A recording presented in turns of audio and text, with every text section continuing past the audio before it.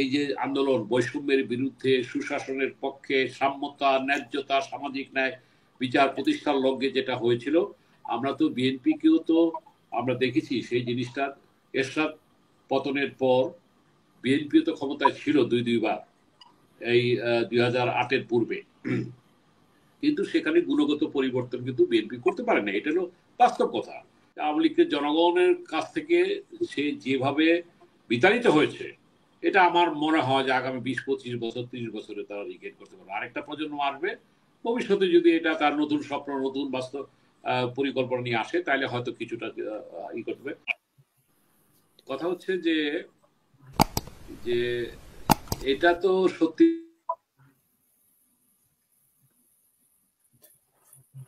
কারণে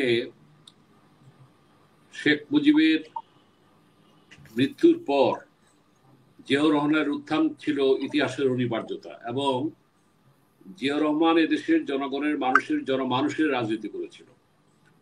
এবং আমার সৌভাগ্য হয়েছিল ছাত্র রাজনীতি তার নেতৃত্বে থেকে ছাত্র রাজনীতি করার।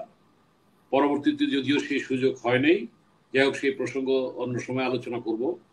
কিন্তু আজকে বিএনপি নেতৃত্বের প্রতি শ্রদ্ধা রেখে বলতে চাই, জিয়াউর রহমান যে স্বপ্ন, যে দর্শন দিয়েছিলেন, সেটা পরবর্তীতে সেই জিনিসটা রাখা সম্ভব হয় না। অর্থাৎ বাংলাদেশি চেতনা, বাংলাদেশি জাতীয়তাবাদের যে চেতনা কিংবা সততার যে রাজনীতি, দুর্বৃত্তায়িত রাজনীতি থেকে নিজেকে, দলকে এবং প্রতিষ্ঠিত করা, সেই ক্ষেত্রে আমরা দেখেছি ঘাটতি আছে, সীমাবদ্ধতা আছে, এটা অস্বীকার করার উপায় নাই। যদিও বিএনপির বিগত 15 বছরে অনেক অত্যাচারিত হয়েছে, নিগৃহীত হয়েছে, নিপীড়িত হতে হয়েছে, এবং এই মুহূর্তে যদি নির্বাচন হয় সংস্কার ছাড়া, তাহলে বিএনপি 300 সিটের মধ্যে 290টা সিট পাবে। এটা আপনার এখানে আসিনা পা এর আগে আমি বলেছিলাম। কারণ বিএনপি যদি খোলা গাছও দেয়, কারণ বিকল্প তো কেউ নাই। কিন্তু ব্যক্তিগতভাবে আমি এটা চাই না, কিংবা আমার মতো অনেকেই চায় না যে বিএনপি তো একটা দল, এই জনমানুষের সমর্থন এটা আছে, কিন্তু সেই একই সিস্টেম, যে সিস্টেমটাকে ভাঙার জন্য আজকের এই যে আন্দোলন বৈষম্যের বিরুদ্ধে, সুশাসনের পক্ষে, সাম্যতা, ন্যায্যতা, সামাজিক ন্যায় বিচার প্রতিষ্ঠার লক্ষ্যে যেটা হয়েছিল, আমরা তো বিএনপিকেও তো আমরা দেখেছি সেই জিনিসটার। এরশাদ পতনের পর বিএনপিও তো ক্ষমতায় ছিল দুইবার, এই 2008-এর পূর্বে, কিন্তু সেখানে গুণগত পরিবর্তন কিন্তু বিএনপি করতে পারে না। এটা হলো বাস্তব কথা।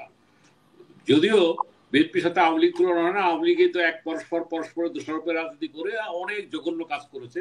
সুতরাং আমি যে কথাটা বলি, যে কথাটা সারোয়ার ভাই সাক্ষী আছে বিভিন্ন টক শোতে, কিংবা আপনি হাসিনা পা সাক্ষ্য আছেন, আমি সবসময় বলেছি যে এই দ্বিদলীয় রাজনীতির বিপরীতে তৃতীয় কিংবা বিকল্প রাজনীতির উত্থান অনিবার্য। আমি কিন্তু বেশ কয়েকবার বলেছি কথাটা, এবং আজকের বাস্তবতায় বলি। আমি কিন্তু, যদিও এখানে বলেছেন যে আওয়ামী লীগের দুঃশাসনের পরিবর্তে আমি যেটা মনে করি যে তাদেরকে জনগণ থেকে, হ্যাঁ আপনি ব্যান করতে পারি আমরা, কারণ যেই হবে সে ব্যান করলে তাদেরকে প্রকারান্তরে ভবিষ্যতে তাদেরকে আবার রাজনীতিতে রিহ্যাবিলিটে ব্যান তো ইয়েও করতে চেয়েছিল জামাতকে কিছুই করতে দেয় না, জামাত দিন দিন শক্তিশালী হয়েছে।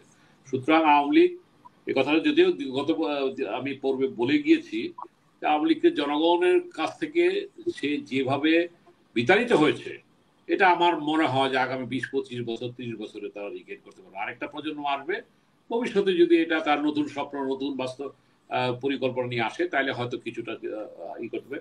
আগামী 20-30 বছরে হয়তো পার্লামেন্টে 5-10টা ব্যক্তি, কারণ আওয়ামী লীগে তো 2-4-5টার ভালো লোক আছে, ব্যক্তি পলিটি আছে। গোপালগঞ্জে একটা সেন্টিমেন্ট আছে যে এরশাদ সাহেব ফলের পর রংপুর থেকে উনি জিতেছিলেন, আওয়ামী লীগের গোপালগঞ্জ থেকে 2-4-5টা সিট পাবে, 10টা সিট পাবে, 20টা সিট পাবে, আসুক না, অসুবিধা কি? তারা রাজনৈতিক ভাবেই করতে হবে। অর্থাৎ আমি যেটা বলতেছি যে আজকে আমরা চাই যে, যেটা সারোয়ার বলে গেছে, যে পরিবারতন্ত্র থেকে মুক্ত, এবং অবশ্যই পরিবারের মধ্যে যদি যোগ্যতা সম্পন্ন, আজকে আপনার খেয়াল আছে, আমি প্রায় বছর খানেক আগে আপনি রেকর্ড ঘরে দেখবেন, আমি কিন্তু একবার বলেছিলাম যে এদেশে তখন কিন্তু তুমুল এই তারেক জিয়ার বিরুদ্ধে অনেক কথা হচ্ছিল। আমি কিন্তু একটা জায়গায় বলা আছে মানে আমার কাছে, আগে আগে আমি বলেছিলাম যে তারেক জিয়া এদেশের ভবিষ্যতের, হ্যাঁ তারেক জিয়া ভবিষ্যতের প্রধানমন্ত্রী, সেটা আগামী 15 বছর পরে হতে পারে, এটা আমি 2 বছর আগে বলছিলাম মনে হয়। যাই হোক, অর্থাৎ যে যাই বলুক, আমি হয়তো থাকবো না এখানে, আমার মতো বয়সের যারা আছে তারা থাকবে না, কিংবা এখন যে সুযোগটা এসেছে সত্যিকার ভাবে বিএনপি যদি এখন ইলেকশন হয়, তো বিএনপি তো আমি তো বললামই 300 মধ্যে 200, কিন্তু এটা হওয়াটা জনগণ এটা প্রত্যাশা করেন। ওই যে বললাম একটা স্লোগানের কথা বলে হচ্ছে, অর্থাৎ জনগণের একটা বিপুল গোষ্ঠী, বিএনপি একটা যেমন শক্তি থাকুক, জাতীয়তাবাদী শক্তি থাকুক, বাংলাদেশি জাতীয়তাবাদী শক্তি থাকুক,